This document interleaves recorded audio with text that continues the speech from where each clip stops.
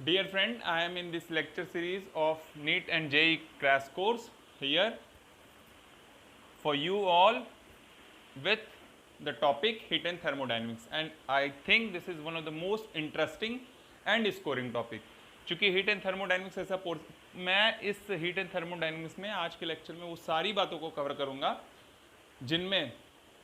जिनसे क्वेश्चन आने की प्रोबेबिलिटी होती है। तो सबसे पहले मैं बता दूं कि मोटे तौर पे जो देखा गया है क्वेश्चन, जैसे एक तो है हीट फ्लो। देखिए आप हीट फ्लो ऐसे ही समझिएगा जैसे करंट फ्लो होता है। करंट फ्लो के लिए क्या कंडीशन है? करंट फ्लो के लिए पोटेंशियल ग्रेडियंट होना चाहिए, यानी पोटेंशियल का डिफरेंस होना चाहिए एक एंड से दूसरे एंड पे। अगर पोटेंशियल का डिफरेंस होता है एक एंड से दूसरे एंड पे, यानी कि चार्ज फ्लो करेगा। सिमिलरली यहाँ पर हीट फ्लो तब होता है जब आप देखेंगे कि टेम्परेचर का डिफरेंस होगा, यानी हीट फ्लो का जो ओवरऑल देखेंगे ए एरिया, कोई भी मेटल लेंगे, कोई भी कंडक्टर लेंगे तो उसका एरिया फिक्स होना है, लेंथ फिक्स होना है।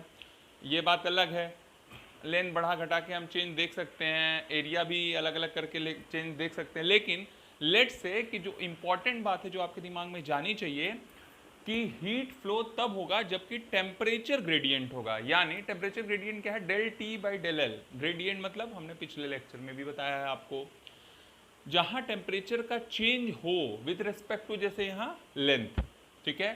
तो अगर एक एंड से दूसरे एंड पे यहाँ लेट से T1 है, यहाँ T2 है, तो अगर ये T1 ग्रेटर देन T2 होगा तो ऑब्वियस है हीट फ्लो इधर से इधर करेगी।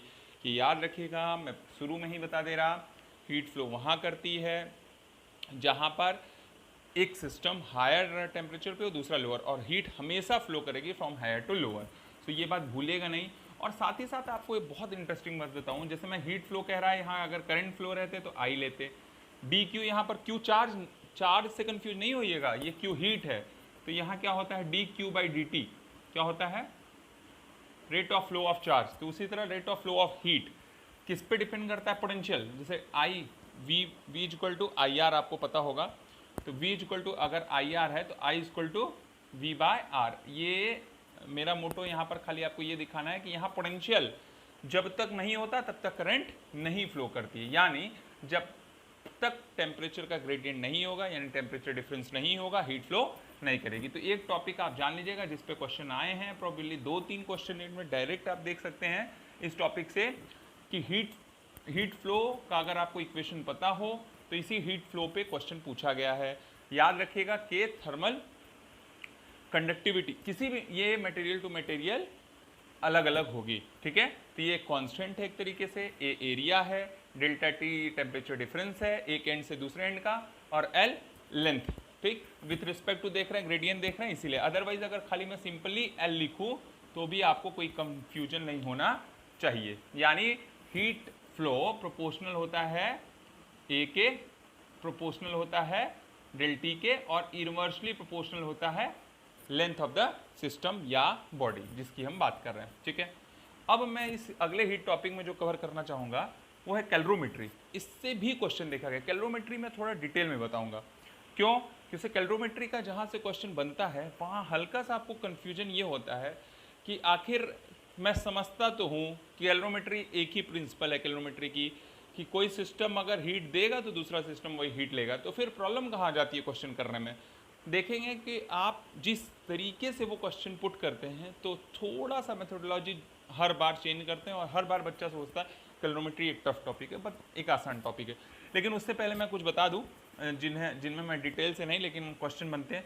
देखा होगा आपने काइनेटिक थ्योरी ऑफ गैसेस, इसी चैप्टर के अंतर्गत आता है, ऐसे कह लीजिए सब टॉपिक क्या, जिसमें root mean square velocity, average velocity, most probable velocity. होता क्या है काइनेटिक थ्योरी ऑफ गैसेस में? ये हमारा असम्पशन है कि नंबर ऑफ पार्टिकल्स होते हैं जो हियर एंड देयर मूव करते हैं, तो उनका हम रूट मीन स्क्वायर वेलोसिटी लें, जिससे कि एक पर्टिकुलर डिस्ट्रीब्यूशन असाइन करें। डिस्ट्रीब्यूशन क्यों?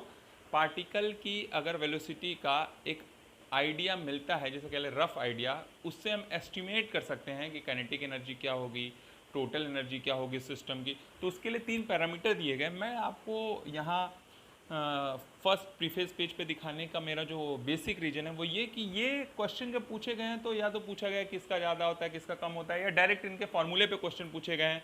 मोलिकुलर मास दे दिया, या टेम्परेचर पूछ लिया, या पूछ लिया कि कौन सी वेलोसिटी अधिक होती है, most probable, root mean square, या मैं आपको बता दूं, देखिए यहाँ पर आप देखेंगे R T by M, R T by M, R T by M, ये शायद मुझे लगता है पाई छूट गया, यहाँ पाई भी होगा, तो सब कोफिशिएंट बराबर है। यहाँ देखेंगे मैग्नीट्यूड में सबसे बड़ा यही है 3, यानी ये सबसे अधिक होना चाहिए। यहाँ 8 बाई पाई, पाई की वैल्यू क्या होती है 3.14, तो 3.14 अगर डिवाइड आप करेंगे तो ये लगभग 2 पॉइंट समथिंग आएगा, यानी ये सबसे बड़ा हुआ, और ये भी अंडर रूट, ये भी अंडर रूट, और ये भी, तो मैग्नीट्यूड जो बड़ा है तो ऑब्वियस है अंडर रूट भी बड़ा होगा। 2RT/m सबसे कम वैल्यू आ रही है, यानी ये 2 आ रही है, ये 2 से थोड़ी अधिक आ रही है, और एग्जैक्टली 3। तो याद रखने का सबसे अच्छा तरीका, अगर तीनों वेलोसिटी पूछ दे या कंपेयर करने को कहे, तो वी एवरेज, एवरेज हमेशा चाहे अधिक हो चाहे कम हो उनके बीच में आएगा। अगर 3-4 नंबर लिए गए तो वो मिडिल मोस्ट वैल्यू को अटेन करेगा। तो इससे याद रखिएगा, एक रूट मीन स्क्वायर है, एक VMP है, ये सबसे कॉमन है तो लोगों को याद भी हो जाता है। √3RT/m, तो क्या करिए आप, रूट मीन स्क्वायर सबसे अधिक, फिर V एवरेज, फिर V मोस्ट प्रोबेबल। तो ये सेक्शन मैं चाहता आप दिमाग में बनाए रखें, क्योंकि इस पे डायरेक्ट क्वेश्चन भी पूछा गया है, जहाँ T टेम्परेचर है, R गैस कांस्टेंट है, M मॉलिक्यूलर मास है, अब बाकी 8/π कांस्टेंट, यहाँ 2 कांस्टेंट, यहाँ 3 कांस्टेंट।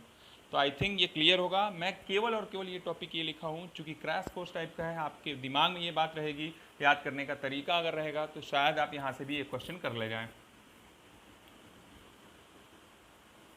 अब मैं आगे चलता हूँ, मैं आपको बताऊँगा एक कैलोरीमेट्री में थोड़ा डिटेल में बताने वाला, एक थर्मोडाइनमिकल प्रोसेस। थर्मोडाइनमिकल प्रोसेस देखा होगा आपने, बेसिकली 5 तरीके से आपको दिखाया गया होगा।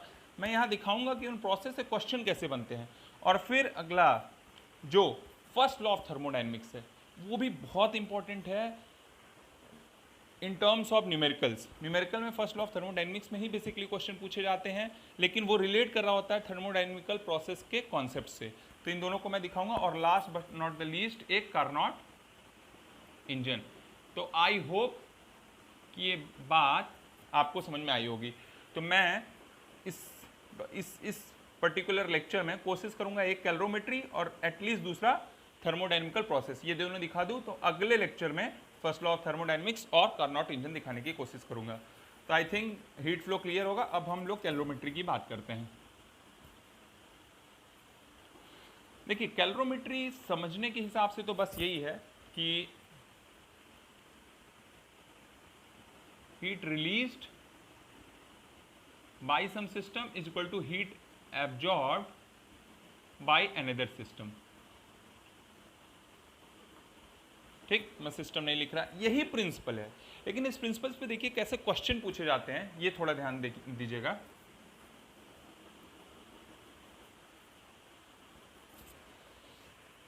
देखिए, जब लेट्स से कि आप -40 डिग्री सेल्सियस पे बर्फ है, ठीक है, तो आपको पता होना चाहिए बर्फ पहले पिघलेगा, पिघल पे पहले ये 0 डिग्री सेल्सियस बर्फ तक जाएगा, फिर ये 0 डिग्री सेल्सियस से 0 डिग्री सेल्सियस ये अभी भी आइस है, ये आइस है। आई होप ये बात आपको समझ में आ रही होगी। ये वाटर हो गया। अब क्या होगा, ये वाटर बॉयल ऑफ होके, या बॉयल ऑफ ना भी कहें तो ये वाटर 0 डिग्री सेल्सियस से हीट होता होता 100 डिग्री सेल्सियस तक जाएगा, लेकिन अभी भी ये वाटर है। आपको बताऊं, फिर वाटर से अभी भी 100 डिग्री सेल्सियस ये बॉयल हो रहा होगा, क्या होगा, गैस फेज में होगा, गैस या वेपर कह ले, या ओवरऑल मेरा जो रियल आपको दिखाने का तरीका है कि 0 से हीट किया आपने 100 पहुंचा, 100 से अभी भी 100 में है, गैसियस फेज में। कहाँ, गैसियस फेज, ठीक है। अब क्या होगा, 100 से हायर आप देंगे, जैसे 100 मोर देन 100, तो अब ये इवेपोरेट होना, इवेपोरेशन स्टार्ट हो जाएगा। तो आप देखेंगे यहाँ तो आपको टेम्परेचर का डिफरेंस दिख रहा है, यहाँ कोई टेम्परेचर का डिफरेंस नहीं दिख रहा है, यहाँ आपको टेम्परेचर का डिफरेंस दिख रहा है, यहाँ आपको कोई टेम्परेचर का डिफरेंस नहीं दिख रहा, यहाँ भी आपको टेम्परेचर का डिफरेंस दिख रहा है। तो आप 2 बात जरूर याद रखिएगा, जब टेम्परेचर का डिफरेंस दिखा है तो इसका मतलब तब भी सिस्टम हीट लिया है, लेकिन जब नहीं दिखा है, फेज चेंज हो रहा है, तब भी सिस्टम हीट लेता है। और कैलोरीमेट्री के क्वेश्चन में जब हीट देने और लेने वाली बात आती है, तो यही वो सेक्शन है जहाँ स्टूडेंट को इन्फीरियरिटी फील आती है इसे समझने में। एक बार अगर आप इसे समझ लेते हैं, आपका काम समझिए हो गया। तो मैं आपको दिखाऊंगा कैसे। देखिए यहाँ पर भी फिर वापस, तो यहाँ तो लग रहा है भाई टेम्परेचर चेंज हुआ है तो हीट दिया गया है। अब देख रहे हैं फिर यहाँ पर टेम्परेचर चेंज नहीं है, तो यानी यहाँ भी हीट लेकिन दिया गया है। ये फेज चेंज करने में दिया गया है। यहाँ क्या हो रहा है, फेज चेंज हो रहा है। क्या हो रहा है, फेज चेंज। और ये बहुत ही इंपॉर्टेंट है कि फेज चेंज हो रहा है तब भी हीट चाहिए कि नहीं, बिल्कुल चाहिए। मैं आपको इसका बेसिक कॉन्सेप्ट दिखाता, शायद आप जीवन भर याद रखते हैं। सॉलिड में कॉम्पैक्ट फॉर्म होता है मॉलिक्यूल्स का, तो यहाँ से यहाँ तक तो गए हैं डिफरेंस के कारण, लेकिन यहाँ भी कॉम्पैक्ट फॉर्म में जब वो सेपरेशन देखने को मिलेगा तो एक एनर्जी है जिसके कारण वो बंधे हैं, तो उस एनर्जी को सेपरेट करने के लिए भी फाइनली आपको एक्स्ट्रा एनर्जी चाहिए। और इसको हम लोग बताएंगे, जो फेज चेंज की एनर्जी होगी उसको हम लोग नाम देंगे लेटेंट हीट। क्या नाम देंगे, लेटेंट हीट। और यही लेटेंट हीट की जब आप कभी हिंदी डिक्शनरी खोलिएगा, हिंदी के मतलब इस वर्ड की हिंदी खोलिएगा, तो इसका नाम है गुप्त उष्मा, यानी छिपी हुई उष्मा है। और सच में ये छिपी रहती है, पता नहीं चलता। हीट दिया सिस्टम को, तब यहाँ से यहाँ पहुँचा, लेकिन हमें आइडिया नहीं लगा कि हीट वो आखिर गया तो कहाँ गया। तो मैं आपको बता रहा, ऐसा नहीं है सच में वो छिपी हुई है। इनके मॉलिक्यूल यानी सॉलिड के मॉलिक्यूल्स आपस में टाइटली बॉन्डेड होते हैं, जिनको तोड़ने के लिए आपको कुछ हीट देनी होती है, और उसी जिस हीट को आपने दिया हम लेटेंट हीट नाम दे देते हैं।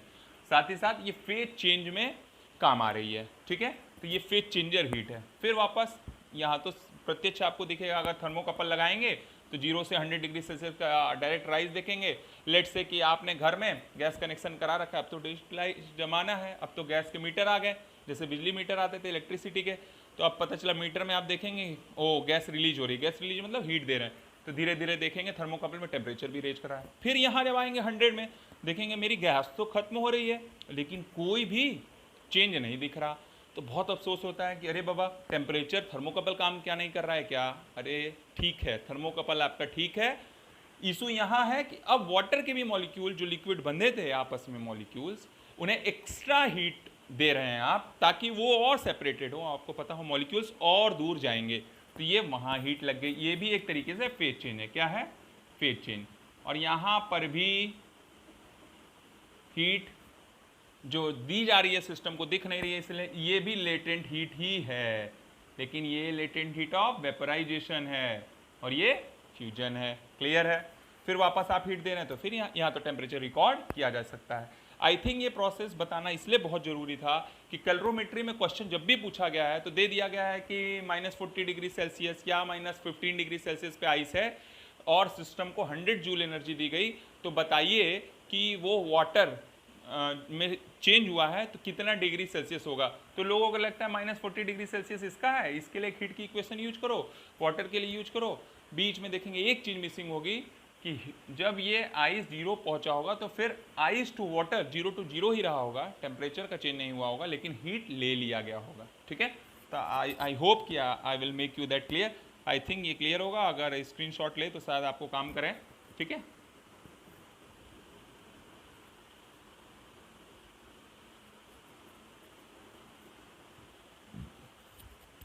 देखिए क्या होगा, एक ग्राफिकल एनालिसिस भी लिखें।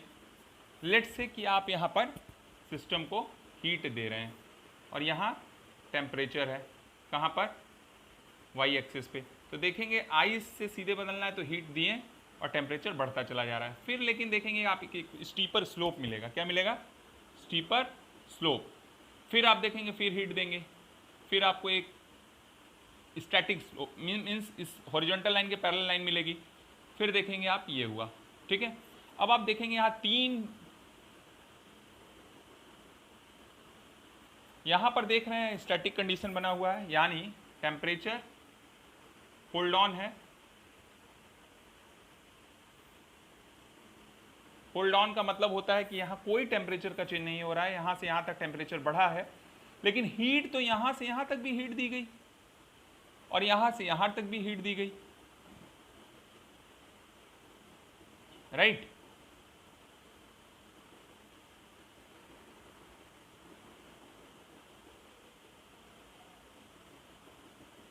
हीट तो हर केस में दी जा रही है, हीट कॉन्स्टेंटली हम बढ़ा रहे हैं, लेकिन यहाँ टेम्परेचर का चेंज नहीं आया, तो पता चला ये है सॉलिड। यहाँ पर हो रहा है phase change, solid to liquid. यहाँ हो रहा है लिक्विड यहाँ वापस हो रहा है फेज चेंज, और यहाँ हो रहा है गैस। ठीक, तो वो बात आपको समझ में आई होगी कि हीट तो दे रहे हैं लेकिन यहाँ फेज चेंज में चला जा रहा है, और इसी को हम यहाँ कहेंगे लेटेंट हीट। क्या कहेंगे? Latent heat. और यहाँ भी क्या कहेंगे? Latent heat. आई थिंक ये आपको क्लियर होगा। तो ये जो लेटेंट हीट लग रहा है ये भी कहीं ना कहीं से हीट एब्जॉर्ब हुई होगी सिस्टम की, जब सिस्टम एक बार सॉलिड से गैस के इस फेज तक पहुंची होगी। यहाँ पर है क्या? यहाँ पर अगर आप देखेंगे तो 0 डिग्री सेल्सियस है। यहाँ क्या दिखा सकते हैं हम लोग? 100 डिग्री सेल्सियस। क्या दिखा सकते हैं? 100 डिग्री सेल्सियस। क्लियर है? ये क्लियर नहीं हो तो मैं बता दूँ, एरो और छोटा कर देता हूँ, यहाँ दिखा देता हूँ 100 डिग्री सेल्सियस, यानी 0 डिग्री सेल्सियस है, लेकिन यहाँ से यहाँ तक 0 डिग्री सेल्सियस भले दिखाया गया, टेम्परेचर का चेंज नहीं है, लेकिन हीट एब्जॉर्ब हुई है सिस्टम की, और ये लेटेंट हीट है, यानी छिपी हुई उसमें है। अब वापस हम एक छोटा सा एग्जाम्पल लेते हैं, क्योंकि थोड़ा रिवीजन है। आई होप कि आप इसके साथ घर पे भी मेहनत कर रहे होंगे और शायद ये देखने का फ़ायदा हो। जैसे मैंने एक एग्जाम्पल लिया था, तो मान लीजिए -40 डिग्री सेल्सियस या पे सॉलिड है, लेट से यही है सॉलिड, कोई है ice, solid ice.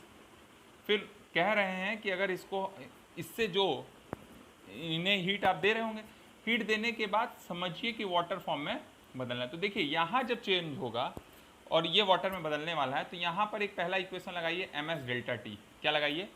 ms delta T. कहाँ से कहाँ तक के लिए? -40 से 0 डिग्री सेल्सियस पहले वाटर बदलना है। अब हम इसके इन बिटवीन फेज ला रहे हैं, तो 0 से 0 डिग्री सेल्सियस, सॉरी -40 से 0 degree Celsius.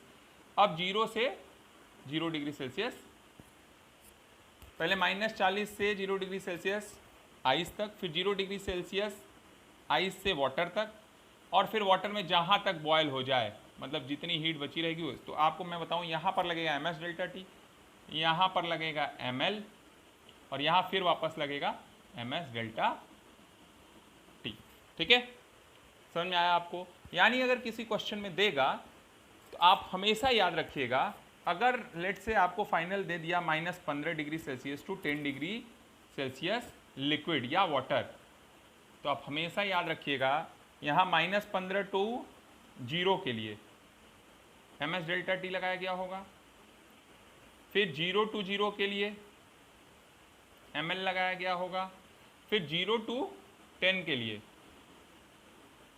ms delta T लगाया गया होगा। ये हमेशा याद रखिएगा, और कभी भी देखिएगा द अमाउंट ऑफ हीट अगर एक सिस्टम द्वारा लिबरेट किया गया तो दूसरे वाले सिस्टम द्वारा लिया जाएगा। ठीक है, तो यहाँ पर यहाँ तक लाने के लिए आपको हीट चाहिए, तो 3 फॉर्म में हीट दी जाएगी। आप इस पर क्वेश्चन करिएगा।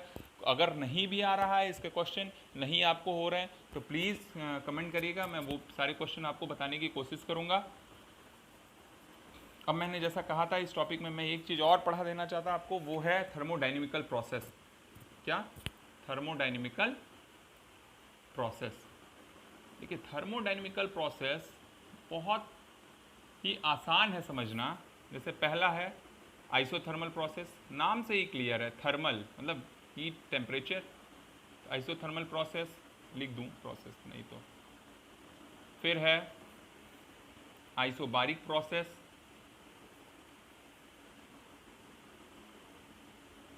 फिर है आइसोकोरिक प्रोसेस, फिर है एडियाबेटिक प्रोसेस, और last but not the least जो बहुत काम करती है, साइक्लिक प्रोसेस। ठीक है, मैं आपको बता दूं, आइसोथर्मल प्रोसेस का मतलब होता है कि सिस्टम का टेम्परेचर चेंज नहीं होगा। तो देखिए, बच्चों को कंफ्यूजन क्या होता है, टेम्परेचर चेंज नहीं होगा तो वो मान के चलते हैं T 0 हो जाएगा। गलत है। आपका कॉन्सेप्ट बनना चाहिए कि डेल T 0 नहीं, अरे सॉरी, डेल T 0 होगा, ना कि T 0 होगा। T is not equal to 0 but del T is equal to 0. It's not necessarily कि that temperature is 0 but temperature का change 0 होगा, क्यों? कैसे आइसोथर्मल प्रोसेस है। Similarly del P is 0 not P is equal to 0। ये बात बहुत बच्चों को कन्फ्यूजन रहती है। आप न्यूमेरिकल जब देखेंगे हमेशा आपको इस छोटे से कॉन्सेप्ट की वजह से आपका न्यूमेरिकल गलत होगा। यहाँ डेल V0 होगा ना कि V0 होगा, ठीक है। उसी तरह एडियाबेटिक प्रोसेस में डेल Q0 होता है ना कि डेल Q, मतलब ना आइसोकोरिक मतलब प्रेशर कांस्टेंट, आइसोकोरिक मतलब वॉल्यूम कांस्टेंट, एडियाबेटिक मतलब ये थोड़ा नाम अलग लगता है, आइसोकोरिक भी हालांकि बच्चों को अलग लगता है, लेकिन आइसोकोरिक का मतलब होता है वॉल्यूम कांस्टेंट, वो प्रोसेस जिसमें वॉल्यूम कांस्टेंट रहेगा। एडियाबेटिक मतलब वो प्रोसेस जिसमें ना सिस्टम हीट लेगा ना सिस्टम हीट देगा, तो डेल Q0 ना कि Q is equal to 0। Cyclic process का थोड़ा सा ध्यान दीजिएगा। साइक्लिक प्रोसेस क्या होता है, सिस्टम जहां था वहीं पहुंच जाएगा। तो एक तरीके से देखें इम्प्लिसिट टाइप, एक्सप्लिसिट टाइप नहीं, मतलब डायरेक्ट नहीं, इनडायरेक्ट। क्या, सिस्टम लेट से जहां था वहीं वापस पहुंच गया। तो आप क्या देखेंगे, सिस्टम ओरिजिनल कॉन्फ़िगरेशन में पहुंच रहा है। कहां पहुंच रहा है, ओरिजिनल कॉन्फ़िगरेशन में। ओरिजिनल कॉन्फ़िगरेशन में पहुंच रहा है तो इसका मतलब सिस्टम की जो इंटरनल एनर्जी रही होगी वापस वहीं पहुंचने के कारण सेम सिचुएशन में या सेम कॉन्फ़िगरेशन में पहुंच गई। तो डेल यू देखने को मिलता है कि 0 रहा होगा, यानी सिस्टम की इंटरनल एनर्जी नहीं चेंज है अगर साइक्लिक प्रोसेस है, सिस्टम अगर वहीं पहुंच गया तब, प्रोवाइडेड कि टेम्परेचर का केस कांस्टेंट रहता है। और वैसे अभी आपको दिखाऊंगा कि डेल यू यानी D U N C V delta T होता है। अगर टेम्परेचर का चेंज नहीं हो रहा है तो इसका मतलब है सिस्टम के इंटरनल एनर्जी में कोई चेंज नहीं होगा। यानी इस इक्वेशन से भी जब मैं अगली क्लास में इस पर न्यूमेरिकल बेस्ड अप्रोच दिखाऊंगा फर्स्ट लॉ ऑफ थर्मोडायनेमिक्स का, तो दिखाऊंगा कि डेल टी 0 जहाँ होगा वहाँ अपने आप डेल यू भी 0 होगा। सो आई होप कि ये बात आपको समझ में आई होगी। नेक्स्ट लेक्चर जो इसका मैं कंटिन्यू करूँगा उसमें आपको दिखाऊंगा इस पे based first law of thermodynamics के problem and Carnot engine. Hopefully this would help you in your upcoming NEET and JEE, because JEE के बच्चे तो ऑलरेडी एग्जाम दे रहे हैं, तो चूँकि ऑलरेडी मेरे पास जितना टाइम है उसमें मैं अपलोड कर रहा, तो अगर देख लेंगे हेल्प होगी, नहीं तो एटलीस्ट नीट के बच्चों का हेल्प डायरेक्ट हो सकता है। So overall thank you and I hope you will like this channel and subscribe for more to be updated. ठीक, थैंक यू।